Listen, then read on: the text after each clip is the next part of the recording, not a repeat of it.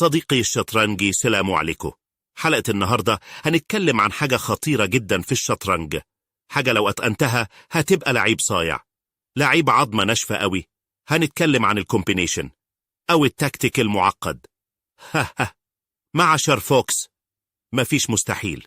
ازيكم يا شباب؟ دي كانت حته اي كده، لو عجبتكم قولوا لي رايكم فيها في التعليقات، وممكن نبقى نخليها في بدايه كل فيديو كده، تبقى حاجه فاني جميله يعني. طيب، موضوع النهارده عن الكومبينيشنز او التكتيكات المسيكبه او التكتيكات المعقده المركبه. يعني ايه في الشطرنج التكتيكات المركبه او الكومبينيشن؟ هي تعريفها بكل بساطه هو تتابع من النقلات الاجباريه اللي هدفها نعمل تشيك ميت للكينج، ولكن لو احنا ما عملناش تشيك ميت هيبقى لينا افضليه كبيره جدا وماتيريالز. طيب، 90% منها بيكون فيها تضحيات، فاظن الحلقه دي هتعجبكم جدا، لان انا عارف الجمهور الشطرنجي بيحب التضحيات والشغل الهوائيات اللي احنا عارفينه. طيب، هنا في الامثله اللي قدامنا هنبدا بالمثال الاولاني، واي تو موف. وعايزك وانت بتفكر تاخد بالك من 3 حاجات. اول حاجه هتفكر فيها الكشات، تاني حاجه الكابشرنج او انك تاكل القطع معينه، وتالت حاجه التهديدات. طيب، وايت تو موف، والابيض هنا يلاقي نقله جميله جدا وهي تضحيه روك. ليه؟ عشان يعمل اتراكشن للكينج، لان الكينج بعد ما ياكل على طول هيلاقي الكوين قدامه. الكينج ملوش اي اختيارات تفيده. لو رجع في الاي 8 على طول هيلاقي الروك في وشه، يكفر بالبيشوب، ياخد تشيك، يخش جنب على الدي 8، ياخد كوين دي 7 تشيك ميت.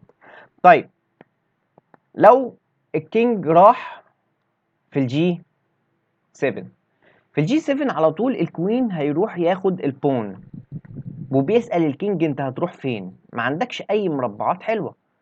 طبعا لو رجع مكانه هياخد الروك في وشه، مفيش اي حاجة تقدر تمنعه من الميت. طيب، هيعمل ايه؟ في امرين، اما انه يروح في الجي 6 او انه يرجع في الاتش 8.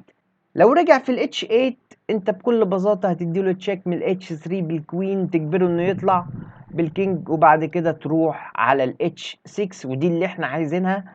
وبعد كده لما يجي هنا تبدأ تديله كشات متتالية بهذا الشكل الى ان يأخذ تشيك مات ملهاش حل. طيب، هو مش هيعمل الكلام ده وهيطلع على طول في الجي 6. ساعتها احنا ممكن نديه كش من الاي 6، نجبره انه يروح في الاتش 5. طبعا مش عايز اقولك انه لو جه هنا بياخد كش مات في 1. طيب، لما يروح في الاتش 5 ننزل تاني كوين اتش 3، نجبره انه يطلع في المربع اللي احنا عايزينه، وبعد كده اتش 6 بالكوين، يمشي ياخد الروك في وشه، يمشي كوين تشيك، تشيك ميت. يبقى هو ده الكومبينيشن، هو ده تتابع من النقلات الإجبارية اللي هدفها نعمل تشيك ميت للكينج. تعال نشوف المثال اللي بعده مع بعض. هنا وايت تو موف، زي ما احنا شايفين مع بعض ان الروك ضربة الاتش فايل عاملة فول كنترول على الاتش فايل، وفي نفس الوقت البون ده مفيد جدا جدا جدا. الابيض هنا يلاقي فكرة جميلة في منتهى الذكاء، هو انه يسكرف الروك بكش. هتقولي عادي الكينج هيتيك الروك على طول، الكوين يسحب سحبة مايكل لورا في الاتش 2، عايز تشيك، الكينج يرجع، وساعتها يا حبيبي دبل اب، اعمل باتري ملهاش اي حل، الكش مات. طيب، حلها ان الاسود ممكن يعمل لك تعطيل، لان هو رايح بتشيك. ساعتها احنا ممكن ناكل عادي بكل بساطة البيشب، ولما الكوين يجي في الجي 5 عايز تشيك، بزق البون عليه ياكل، بيضحي بالوزير، كومبليتلي ويننج للابيض. زي ما قلت لك لو ما جبتش مات هتاخد ادفانتج رهيبه يعني. في المثال اللي قدامنا ده بقى في حاجه، احنا مزنوقين زنقه وحشه، احنا معناش غير كوين وروك، وزي ما انت شايف في حصان، في روك، في كوين، وفي افكار ماتات، وفي بلاوي زرقاء على الوايت كينج. هتعمل ايه؟ فكر وقول لي. طبعا جدير بالذكر ان الروك لو نزلت في البي 1 هتديله تشيك ميت.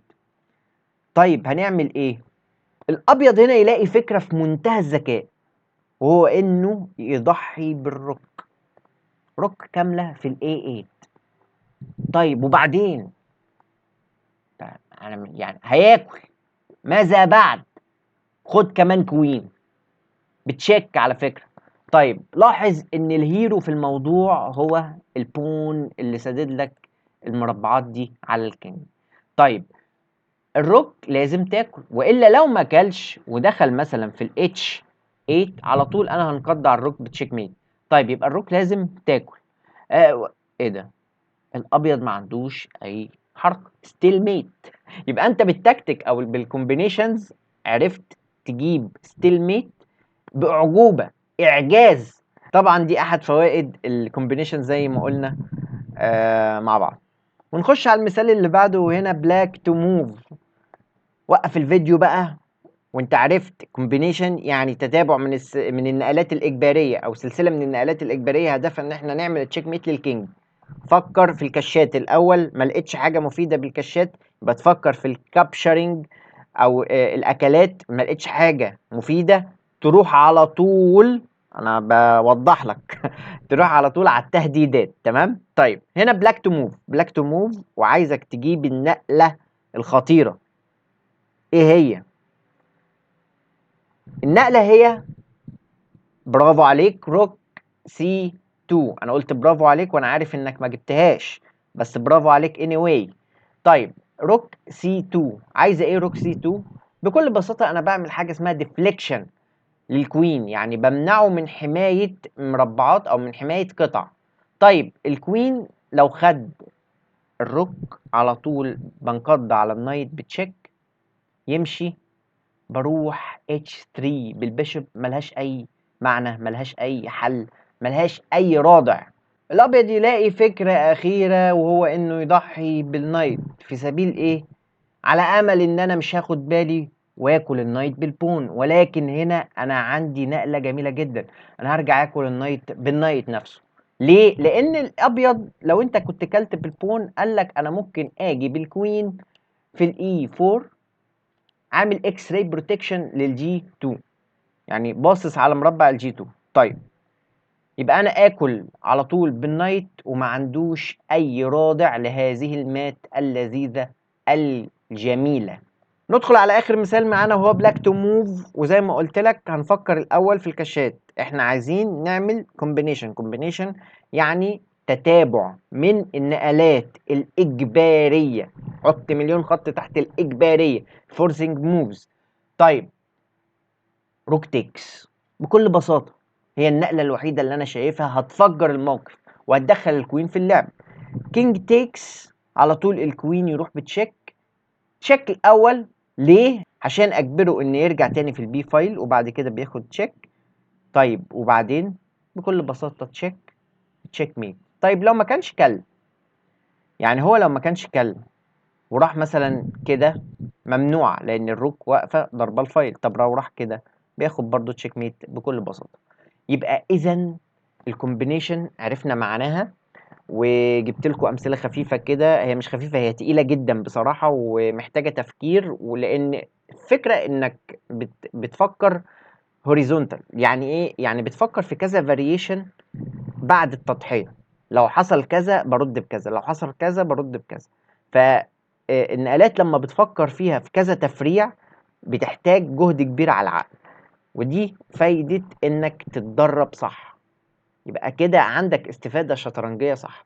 اشوفك في حلقات جاية، وما تنساش تكتب لي رأيك في الكومنتس عن الحلقة دي، واشوفك على خير.